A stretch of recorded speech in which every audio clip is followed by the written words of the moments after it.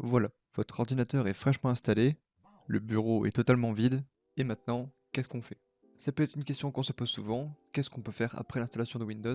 Et ici, je vais vous donner une démarche à suivre pour pouvoir justement optimiser, savoir que faire après l'installation, et avoir un ordinateur qui est directement prêt à l'usage, tout en limitant les éléments installés par défaut.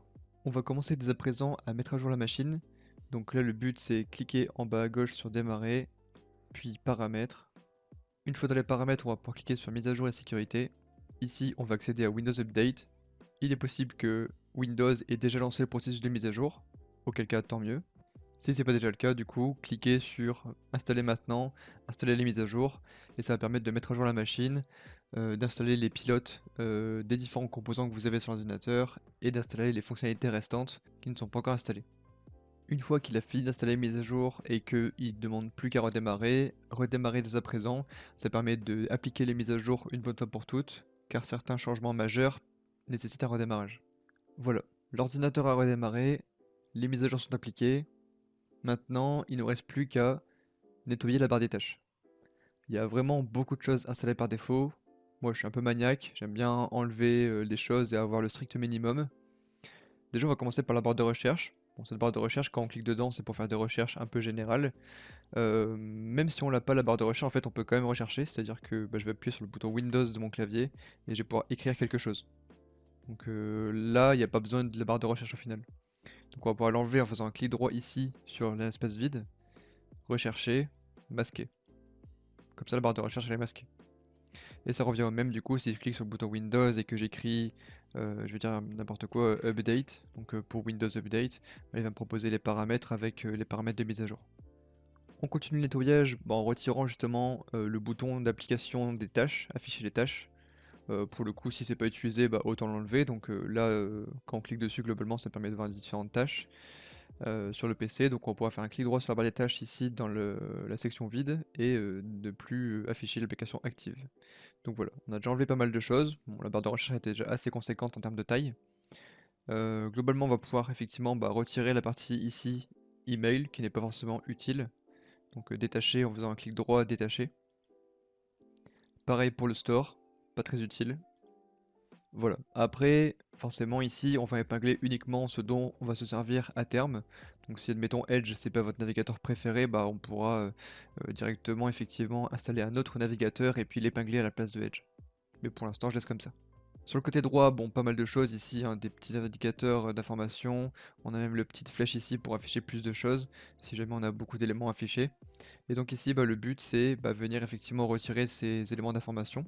Et donc là, on va pouvoir faire un clic droit ici, actualité et champ d'intérêt, et faire désactiver. Donc là au moins, on gagne encore de la place. Pareil, si on, jamais on a des choses affichées ici en plus, on peut les déplacer, glisser pour afficher la totalité des éléments. Mais du coup, si on veut qu'on n'a plus de flèches quand d'autres choses se rajoutent, que tout est affiché par défaut sans pour autant avoir une flèche, on peut faire un clic droit ici, paramètres de la barre des tâches. Ensuite, il nous suffit dans la partie zone de notification de sélectionner les icônes affichées dans la barre des tâches. Et il nous suffit ensuite de cocher la petite case tout en haut pour afficher tous les icônes. Ensuite, d'autres éléments également perturbateurs. Donc là, on a notamment ici la réunion, démarrer la réunion. On peut faire un clic droit puis masquer, très peu utile. Et après, pour le reste, on est tout bon. Pour la barre des tâches, c'est déjà quand même un peu plus clean. Alors maintenant, pour pouvoir faire un nettoyage avancé, on va passer par un outil qui va automatiser certaines tâches. Cet outil, il est à récupérer en ligne, donc je vais vous directement donner le lien dans la description. Donc là, on lance un navigateur, donc là, Microsoft Edge. Bon, pour le coup, au lancement du navigateur, il y a pas mal de choses à débloquer. Là, il faut continuer sans vos données, ne pas autoriser, continuer, non, ne pas envoyer. Et après, normalement, on est tranquille. Ensuite, on va pouvoir coller le lien que je vous ai fourni. On arrive sur un site qui s'appelle GitHub. On va cliquer sur code, puis download zip pour télécharger l'archive. Bon, pour information, cet outil-là est disponible uniquement sur Windows 10, donc si vous voulez un épisode dédié à Windows 11, n'hésitez pas à le dire en commentaire. Une fois que c'est téléchargé, on va cliquer sur le petit dossier pour accéder au répertoire. Voilà, on a notre fichier, on peut dès à présent fermer le navigateur, hop. Notre fichier, on va pouvoir faire un clic droit dessus, extraire tout. On peut décocher la case et faire extraire. Ensuite, on peut supprimer le fichier zip, donc clic droit supprimer, et ensuite on va pouvoir rentrer dans le répertoire. hop, on peut rentrer une nouvelle fois dans le répertoire qui a le même nom. Et là on arrive ici. Vous devriez avoir 5 fichiers et un répertoire. Et donc là, attention, ça va être assez technique. Donc attention, il faut bien suivre. On va cliquer en bas à gauche sur menu Windows et marquer PowerShell. On devrait avoir un petit icône bleu comme ça, Windows PowerShell. On va cliquer sur exécuter en tant qu'administrateur. On répond oui. Et donc là, on a une fenêtre bleue qui s'ouvre. Et donc là, ce qu'on va faire, c'est qu'on va venir cliquer ici dans l'espace vide. Ça va nous sélectionner tout le chemin de fichiers en fait. On va pouvoir faire CTRL-C pour copier en fait le chemin. On va aller dans la fenêtre bleue, on va faire cd espace. Donc c'est la commande cd hein, pour change directory, pour changer de répertoire. Et là on va faire clic droit ou CTRL-V pour coller le chemin. Et quand on fait entrer, ça nous permet de nous déplacer dans le répertoire. Ensuite, une commande que je vais vous donner dans la description, ça s'appelle set execution policy unrestricted. On fait entrer. Donc là en fait on va changer la politique d'exécution de l'outil PowerShell pour éviter qu'on se fasse bloquer. Une fois qu'on a ce message, on peut dire T, la lettre T et faire entrer pour dire oui à tout.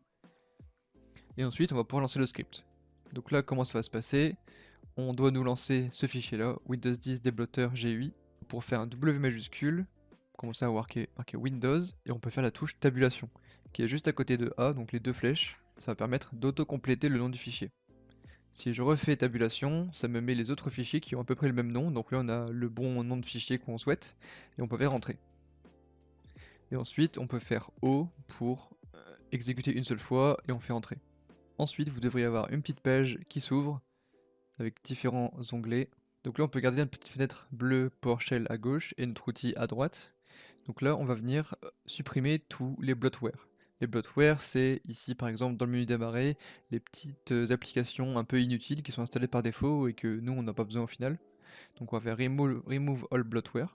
On clique dessus et dans la fenêtre de gauche, on a un peu du texte qui va nous dire à quelle étape il en est au niveau du retrait de ces éléments. Et donc à la fin, il nous marque finished all tasks. Donc là, ça veut dire qu'il a terminé. Et quand on clique par exemple sur démarrer ici, on voit qu'on n'a quasiment plus rien au niveau de tout ce qui était épinglé, donc c'est plutôt une bonne chose. Ensuite on va pouvoir faire remove bloatware with custom blocklist, ça va permettre d'enlever également d'autres éléments qui sont dans une liste d'éléments. Donc là ça revient au même, on vient supprimer des applications natives qui sont installées par défaut, ça dégage. Allez, dégage. Une fois que c'est fait, c'est marqué bloatware removed. Ensuite, plusieurs autres options qu'on pourra retirer, ça va être par exemple Cortana, qui est l'assistant de Microsoft. Hein. Personnellement, je le retire. Donc là, c'est assez rapide. Cortana has been disabled. On peut retirer aussi Edge PDF, donc là, c'est quelque chose qui est en plus également. Ensuite, autre chose intéressante, par exemple OneDrive, hein, qui est installé par défaut ici. Clairement, moi, je l'utilise pas du tout, donc moi, je le retire. Donc je fais une install OneDrive. Bon, vous inquiétez pas, c'est un écran noir, hein, forcément, il doit mettre en arrêt certains processus parce qu'en fait OneDrive est installé un peu de manière assez détaillée, de manière assez implantée, donc on va devoir effectivement arrêter l'explorateur de fichiers pour pouvoir le désinstaller. Et donc une fois que c'est fait, OneDrive has been successfully installed.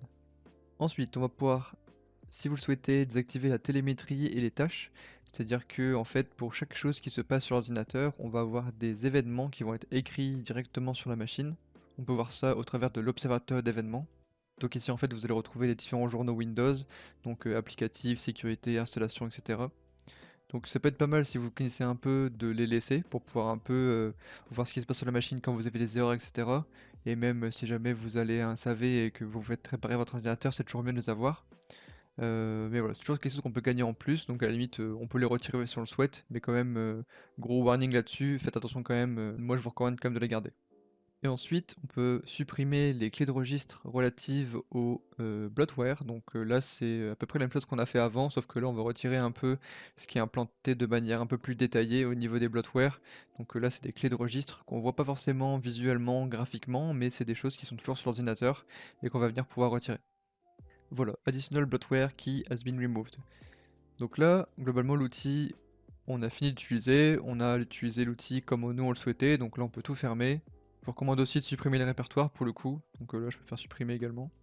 On peut aussi vider la corbeille hein, pour être tranquille, pour plus avoir de fichiers sur l'ordinateur, hop. Donc voilà, globalement, on a fait quand même pas mal de choses qui ont permis de bien nettoyer quand même l'ordinateur. On a supprimé pas mal de choses par défaut qui étaient un peu inutiles. Alors ensuite on va aller un peu toucher au mode d'alimentation de l'ordinateur. Donc là on va pouvoir cliquer sur le menu démarrer, paramètres. On va cliquer ensuite sur système, sur alimentation éveil. En haut à droite, paramètres d'alimentation supplémentaires. Et là, on a une nouvelle page qui s'ouvre. Donc là, globalement, cette page, elle permet de changer le mode d'alimentation, donc c'est surtout intéressant pour les PC portables. Même si sur les PC fixes, c'est toujours intéressant. Globalement, on va pouvoir, en dépliant ici, accéder aux performances élevées. Donc on fait pas trop attention, on va dire, à la consommation d'énergie. Bon, elle pourra pas consommer plus qu'est-ce qu'elle le peut déjà, mais globalement, ça va permettre quand même de pas mal augmenter les performances. Notamment si vous faites du jeu, ça peut être quand même intéressant d'activer l'option. Je pense notamment en PC portable sur lequel ce paramètre est quand même très intéressant. Donc voilà, vous cochez performance élevée et après on est tout bon. Ensuite, on va pouvoir aller checker un petit peu les applications et les fonctionnalités qui restent, parce que l'outil forcément, au fil du temps, il est peut-être pas forcément mis à jour, etc. Donc on va quand même faire des vérifications. On va cliquer sur menu démarrer, ici paramètres, on va cliquer ensuite sur applications, et là on voit applications et fonctionnalités. Donc c'est tout ce qui est à par défaut globalement. Donc là par exemple, connexion au bureau à distance, c'est pas très utile pour le coup. Souvent on passe par des outils tierces, donc on va pouvoir les désinstaller. À chaque fois il faut confirmer forcément, vu que c'est des privilèges administrateurs qui sont nécessaires. Donc là, c'est un demandeur d'amarrer pour le coup, on pourra le faire plus tard, donc on fait non. Ensuite, voilà, on regarde les autres programmes. Hein, Cortana, on peut la supprimer, désinstaller. La météo, perso, je n'utilise pas, je la désinstalle. Donc attention quand même à pas désinstaller d'autres programmes qui pourraient être utiles. Ensuite, perso, Paint 3D, j'utilise pas du tout. Souvent, je passe par un autre logiciel pour faire de la 3D. Donc là, je désinstalle également. Les petites notes, les sticky notes, pareil, c'est un outil que j'utilise pas du tout côté Microsoft, côté Windows, donc je désinstalle également. Voilà, on a retiré encore quelques applications, donc on a gagné un petit peu de place en plus. Alors ensuite, quelque chose qui est quand même très intéressant, surtout quand vous avez un ordinateur pour faire du gaming, c'est pouvoir mettre à jour le pilote graphique de la carte graphique.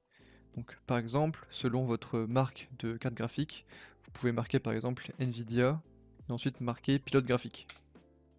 Généralement, les constructeurs, eux, ont leur propre outil pour pouvoir mettre à jour automatiquement votre pilote graphique selon la carte graphique que vous avez. Parce qu'effectivement, Windows Update fait la mise à jour automatique de vos pilotes, mais c'est toujours mieux de passer par le logiciel du constructeur. Donc là, par exemple, si vous avez une carte Nvidia, vous pouvez aller chercher Nvidia, le logiciel qui va bien. Donc là, ça va utiliser directement GeForce Experience, qui est l'outil de Nvidia. Après, pareil, hein, si vous avez de l'AMD ou du Radeon, il va vous proposer également l'outil associé. Alors ensuite, on va pouvoir régler la résolution de l'écran. Donc là, c'est quand même très intéressant.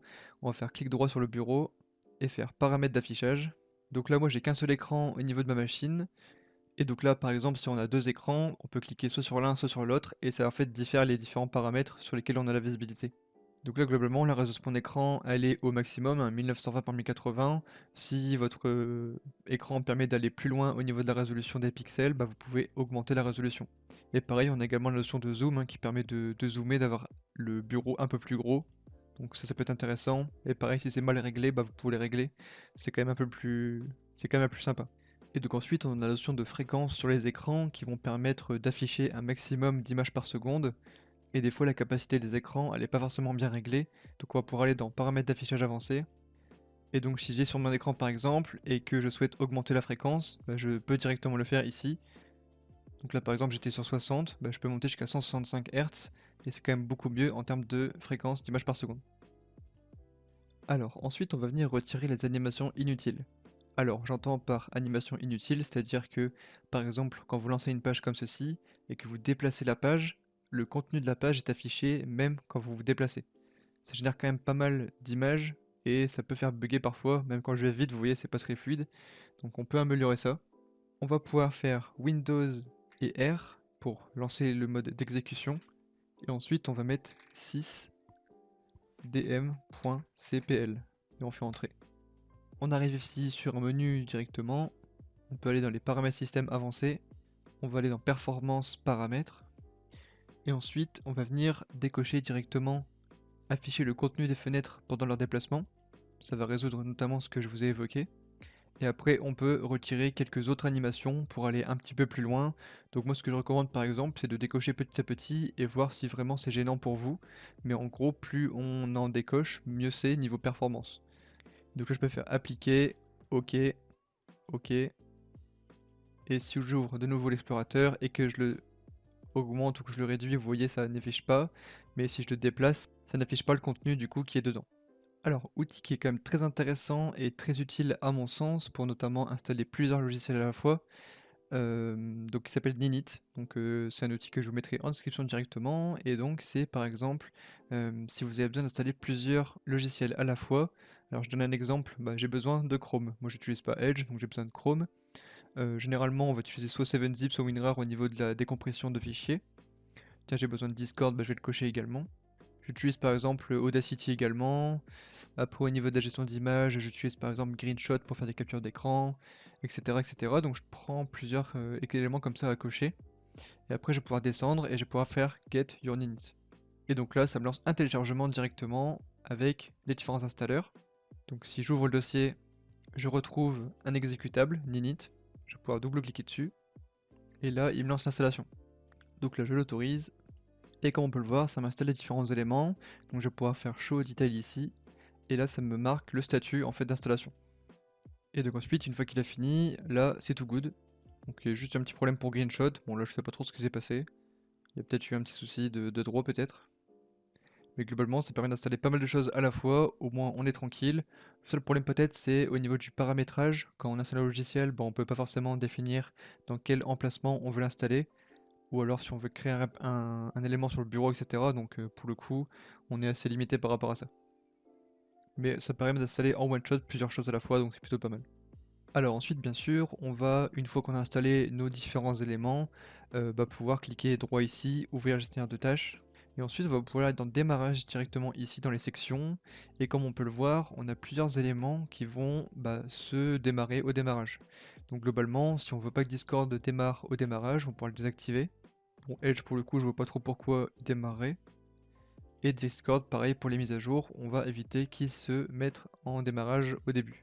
Et globalement, plus on limite les choses qui se démarrent au début, plus on va avoir un démarrage qui sera rapide, une fois qu'on a accès au bureau. Voilà, maintenant il vous reste plus qu'à mettre un beau petit fond d'écran, et puis kiffer. Voilà, on a fait pas mal de choses pour optimiser l'ordinateur. Globalement, c'est aussi des choses qui s'appliquent, même pas à l'installation, mais post-installation. Si jamais ça fait plusieurs années que vous avez un ordinateur, ça peut être pas mal de faire ces différentes procédures. Si vous avez des questions, n'hésitez pas en commentaire. Et moi je vous dis ciao ciao pour de prochaine vidéo. Salut!